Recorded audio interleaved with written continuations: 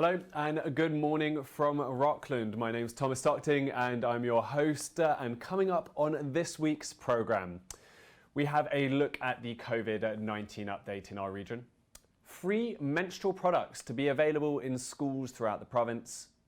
The United Counties of Prescott Russell meet in person for the first time in over a year.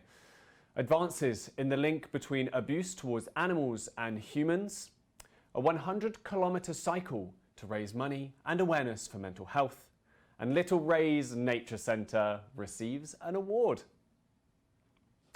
Menstrual products are set to be freely distributed in schools across the province as, in partnership with the Canadian government, Shoppers Drug Mart have committed to providing 6 million menstrual products a year over the next 3 school years. Yes, fantastic news. Speaking last week, Minister of Education, Mr. Stephen Lecce, said he wanted to end period poverty and that thanks to the collaborative efforts of not only shoppers and the government, but also the young leaders within our schools, it is now a reality. I do not want any children in this province to stay home because they cannot afford a pad.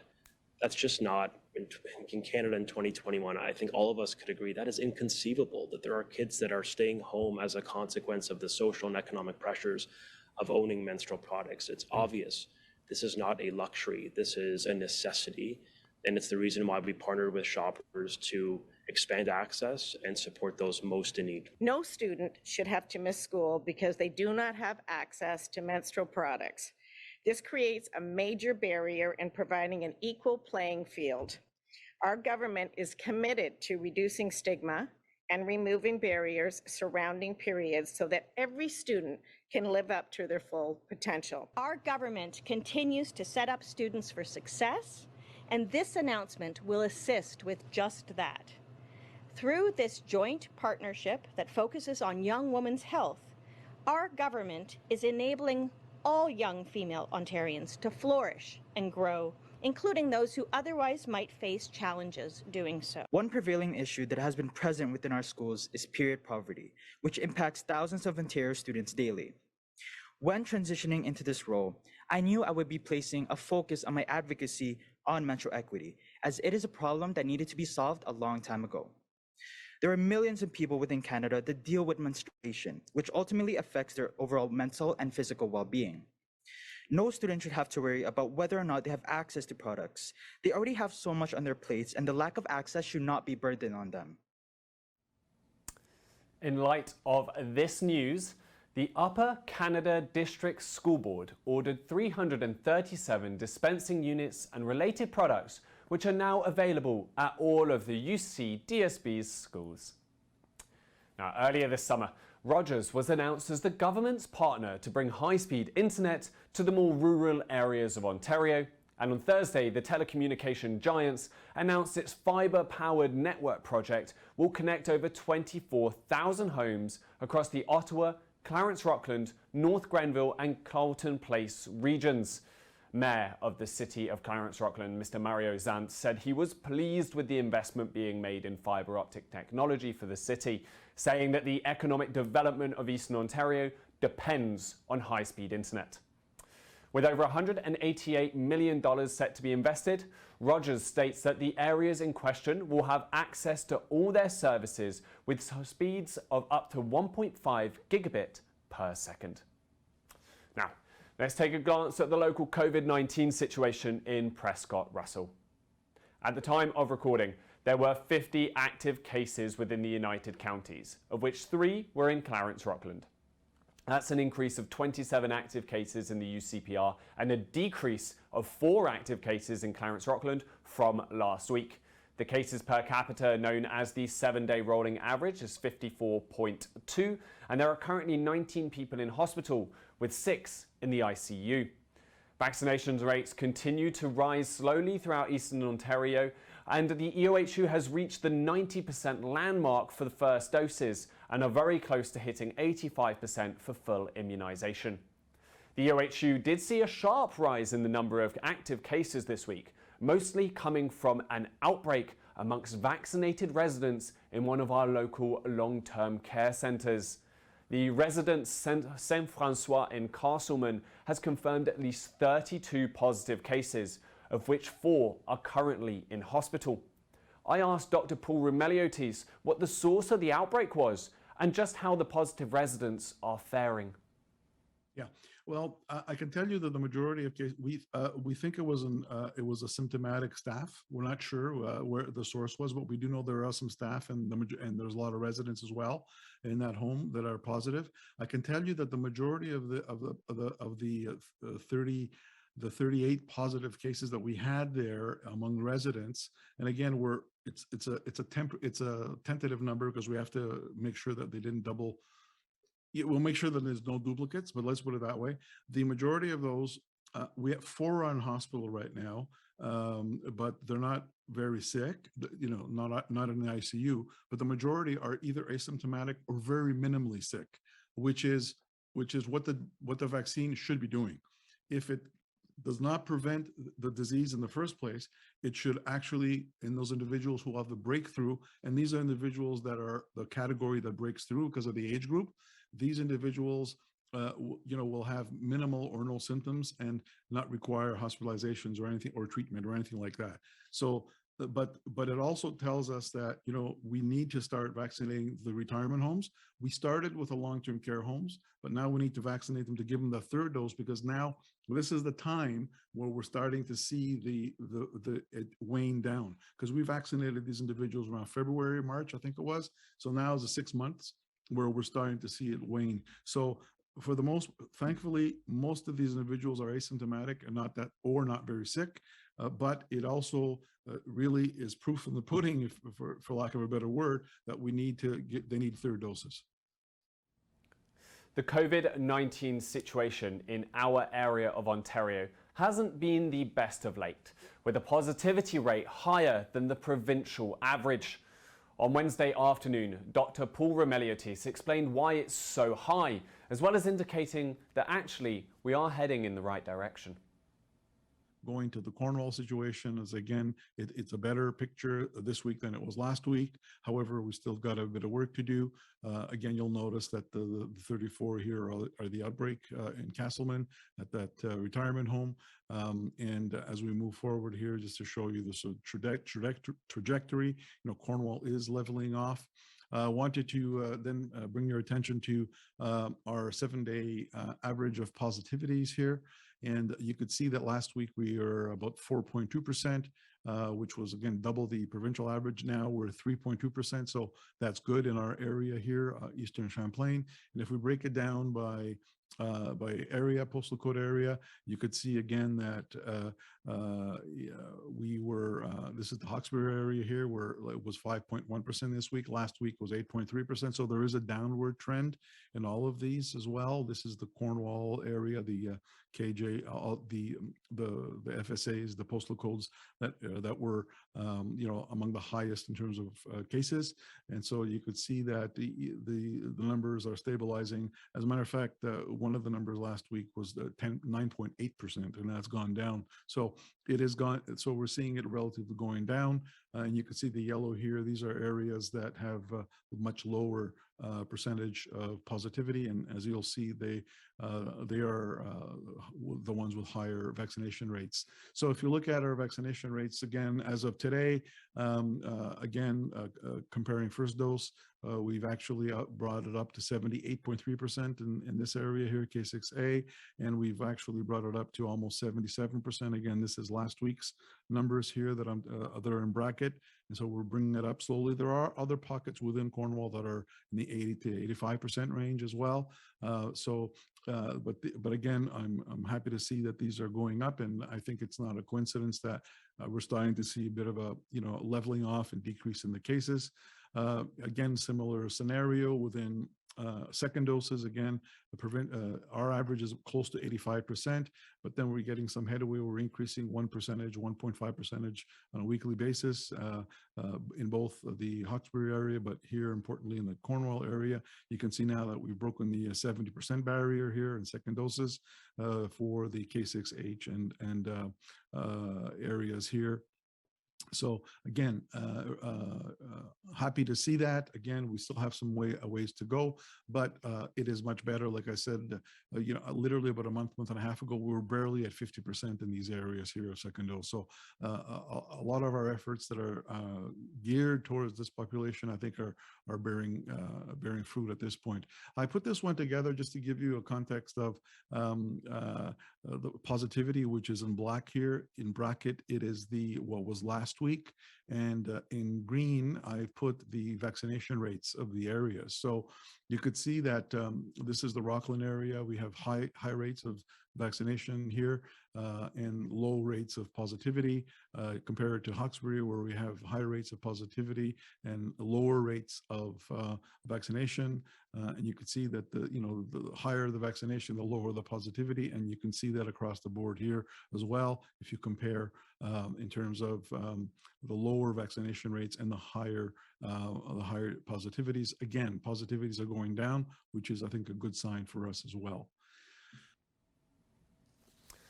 Many reasons to be optimistic there, as you can hear from Dr. Paul.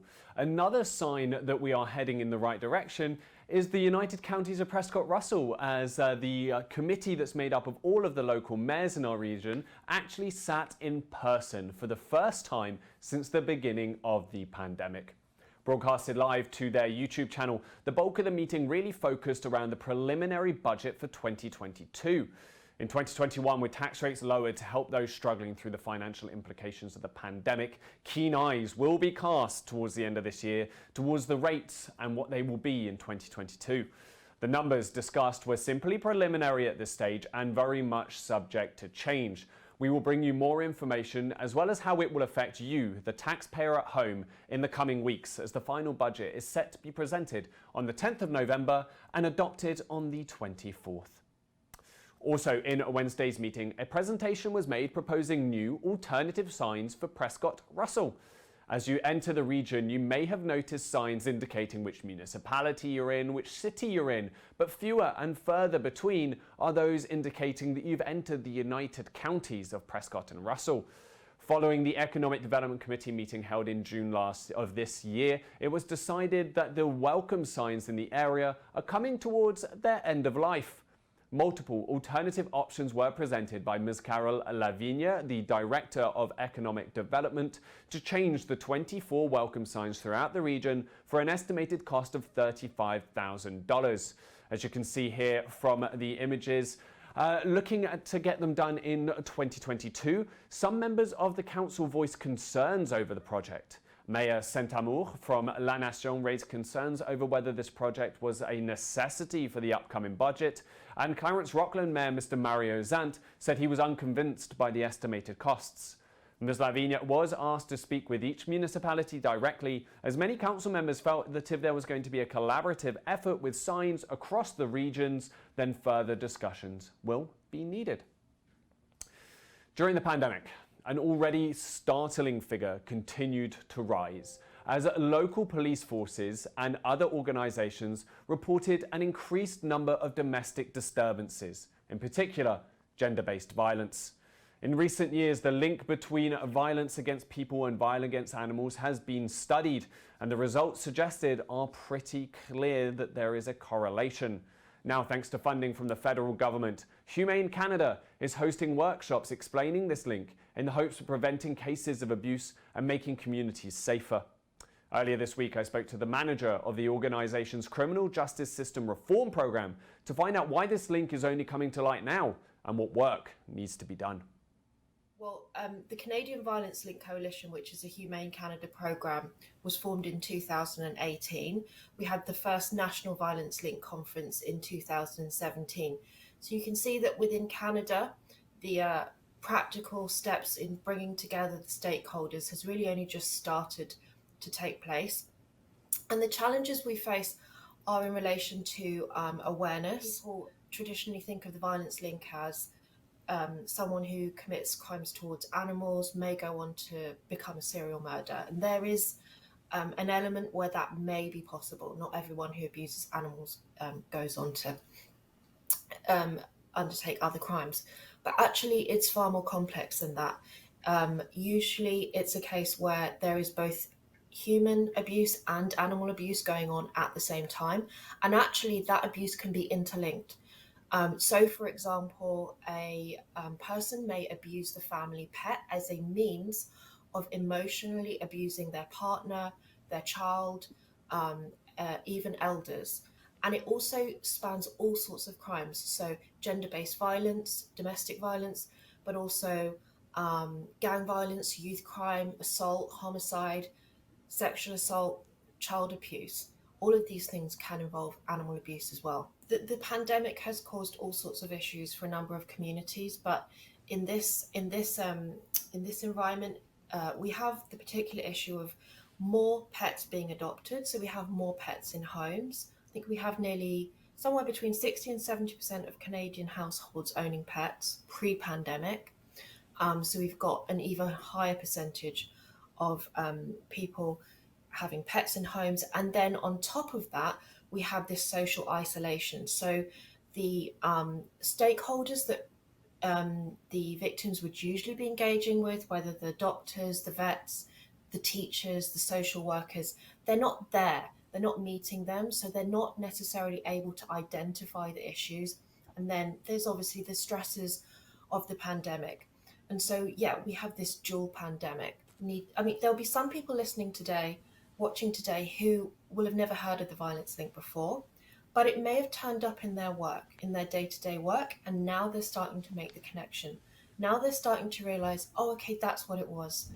But what we want to do is not only make them aware, we want to give them the information, tools, and the network that they need in order to implement that into their day-to-day work so that they can be on the lookout and they can provide their clients with a holistic response. That's what the evidence shows us, that we need a holistic response. The evidence also shows us that training, where we bring all the different sectors together, is really important. And so the workshop that we have going on November the 12th, Friday, November the 12th in the afternoon, is specifically for people within the Ottawa region, including this region. So any stakeholders whose work intersects or potentially intersects with the violence link are invited to this workshop, and it's totally free. And this workshop is free because we have received funding through the Ottawa Community Foundation for up to 50 people to attend the workshop on that Friday. So that could be like the sectors that I mentioned before: vets, animal enforcement, prosecutors, social workers, people in the gender-based violence, people dealing with elder abuse, police officers.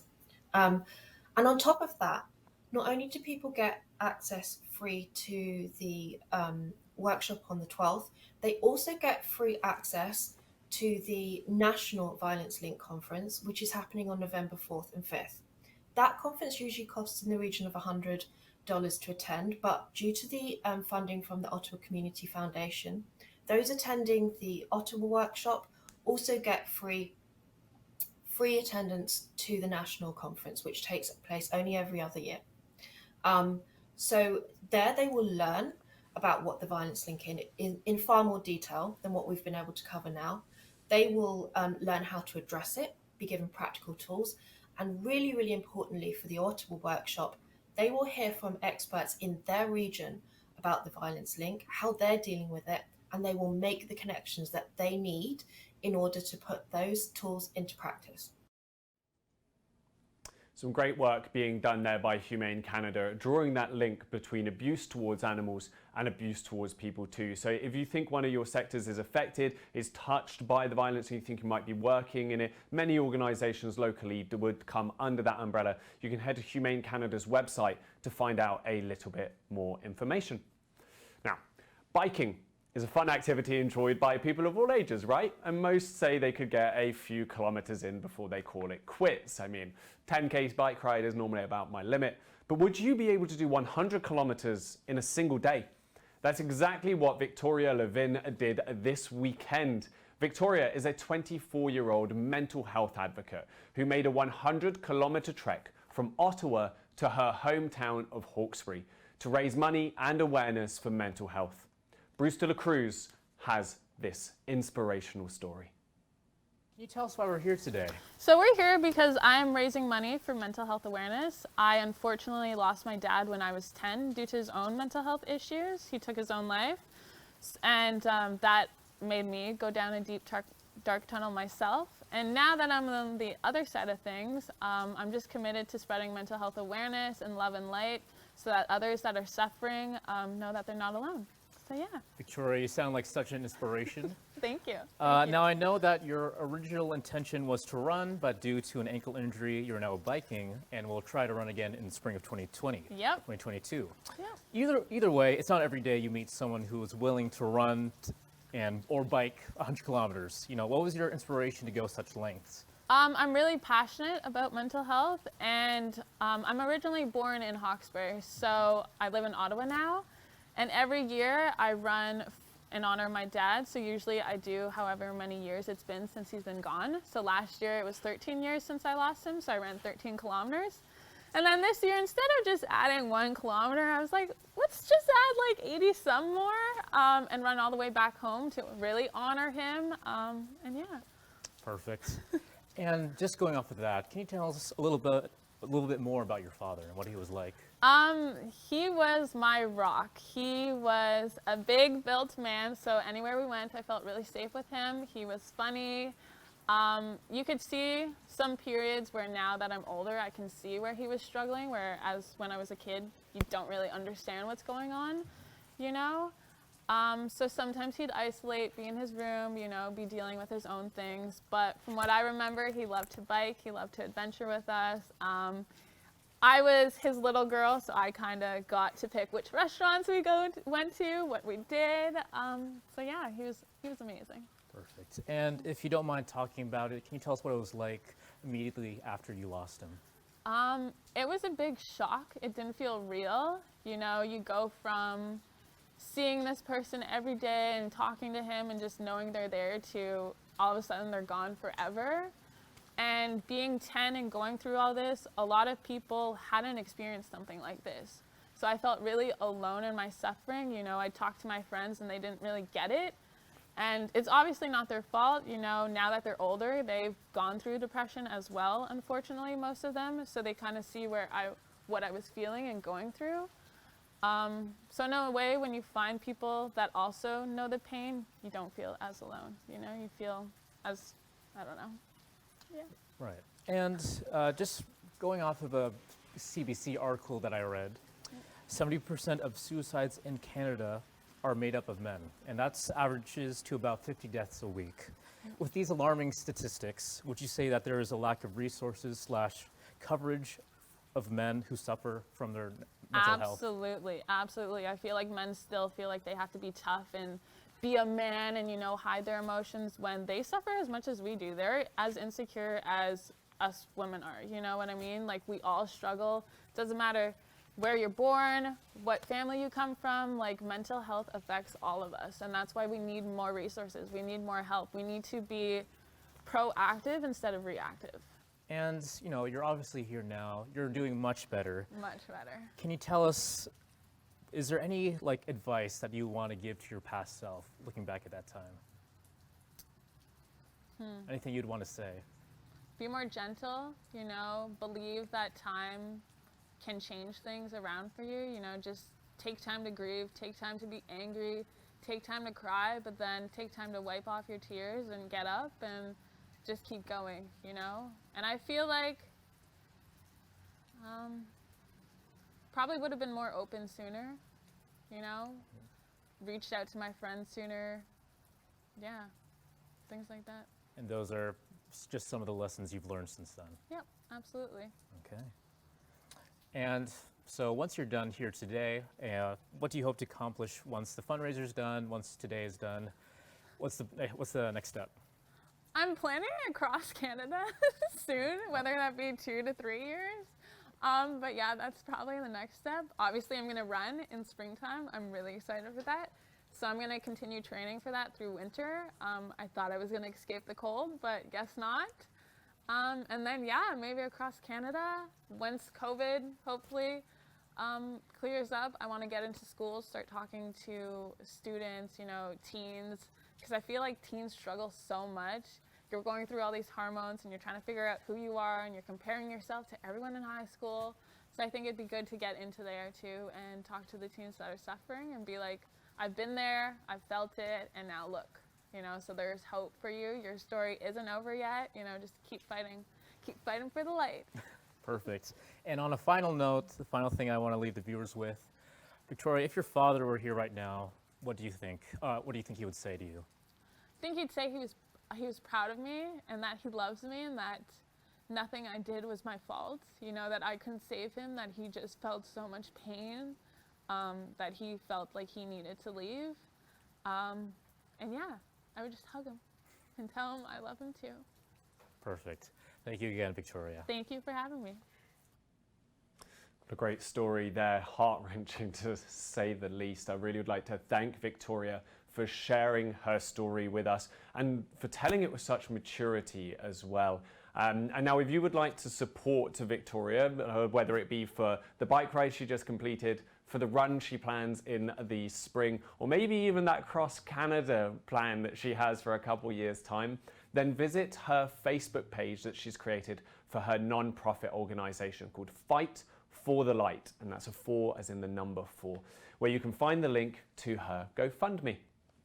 Now, earlier this year, I spoke with a struggling wildlife sanctuary in this area called Little Rays. You probably know it.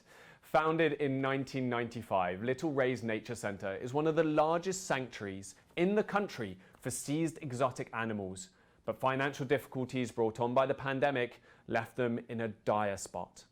We fast forward 8 months, and not only are their doors open to the public again, but they have been recognised for their hard work, winning an award for excellence in animal care and conservation from CASA, a national accreditation organisation for zoos and aquariums. So the moment we hear that the award came in, you can see the emotion from Little Ray's side. You get the emotion across all the staff that are here, because the passion that everyone that is here, that's what we're here for. We're here to drive and strive to get that conservation message across on a daily basis. So everyone gets super emotional, it comes through, it gets filtered through, and you just see how everyone excitement ramps up during these periods, and know that we're making that change in what we do. It's obviously COVID put a massive hole in and dampen on a lot of things. As soon as we got into this location and this build, COVID hit. And it really put a big dampen on everything. And we got stuff going, and we did the best what we could at that time. And we fought through. We had a lot of public help coming in. We had reaching out. People were coming in. It was a fight to try and get that same funding through governments or through the government to help us through, because we're a different organization. We're not a bookstore. We're not a coffee shop or something like that. We're completely different. And animals are one of those things that you need to be there. You need to care for them. You need to look after them. And Little Ray's done so much hard work, and his wife Sherry and the rest of the team have all worked so hard throughout this process to maintain and sustain the construction of these habitats and to get the habitats to where they are right now. And now, as we slowly coming out of this, to a degree, we're starting to improve and continue that growth, which is super important for us. It's definitely, you see that light at the end of the tunnel. And I remember talking to Little Ray about it. I said during the midst of COVID, it felt like the light at the end of the tunnel we were seeing was actually the train coming back at us. And we weren't actually getting out of it. Whereas now we're starting to see that light at the end of the tunnel, which actually is that light. And people are now getting vaccinated. People are still working together. We're getting out, things are opening up for us where we're able to get museum exhibits out and get money coming in. It might not be everything that we need, but it is coming in. And that's giving us that glimmer of hope that we are in the right direction. We know that COVID's going to be around for a long time. It's not going to go away tomorrow. So it's just something we have now had to adapt to and learn to navigate to get through in our facility. And we've had to change our standards and our structures and things, the way that we run the facilities, by following protocols and procedures to make sure that everyone stays safe and from this COVID-19. And that's exactly what we've done. But we're maintaining that, and that's giving us that hope that we're going to get through. It's so exciting. And during the whole midst of this COVID-19, when people think you're down and you're the lowest of the low, being part of an organization like Little Rays that does so much rescue and so much, and then having CARES on board and being part of an accredited facility like this, we've done super great things through this and been part of programs, which is what this award came to us for, through wildlife rescue, because of people that are out there striving for the same thing that we are. And these individuals out there making a difference. Little Ray got involved years ago in a person that had a collection of animals passed away, and they had a pair of Orinoco crocodiles from Venezuela, and they were told that we would never get them out of Canada. And they said, there's no chance that you're ever going to get these animals moved. And Little Ray fought and fought and fought, and he managed to get them across the border. And he got them into the US. And the amazing thing through is, even through COVID, these crocodilians have now bred in captivity. They are now, the babies that have been hatched out within the next year have been authorized to be released back into Venezuela, which is one of the rarest crocodiles in the world that is now getting this opportunity to go back. And these are the conservation projects that we're striving for. Little Ray did a ton of work in Myanmar with the star tortoise, the Burmese star tortoises, to get that project off the way. And that's funding he's put into these projects, and that's what makes this so worthwhile. And that's what, when we get these awards, just brings in the excitement, brings in the emotion, because that's what we're all striving for. Massive congratulations to the whole team there at Little Rays for the fantastic conservation work that they do. And a big thank you to anyone out there listening who contributed to that bottle drive that they had in February this year, as they were desperately strapped for cash, trying to plug leaks in the roof and just generally keeping the place a safe place for these animals, and a lot of which have nowhere else to go. As we mentioned earlier, they're seized animals, and without Little Rays Nature Centre, that would be the end of their lives, unfortunately. So massive congratulations to the team. That's it for the roundup for this week. As ever, if there's a story within our community that you think needs some more light shined on, then please do reach out to us. You can reach me by phone by calling here at the station and hitting extension number 4, or you can email me at nouvelle with an S at the end at tvc22.ca. And for now, it's a goodbye, it's a good morning from me, it's a good morning from the team, and have a lovely week. I'll see you next weekend. Bye.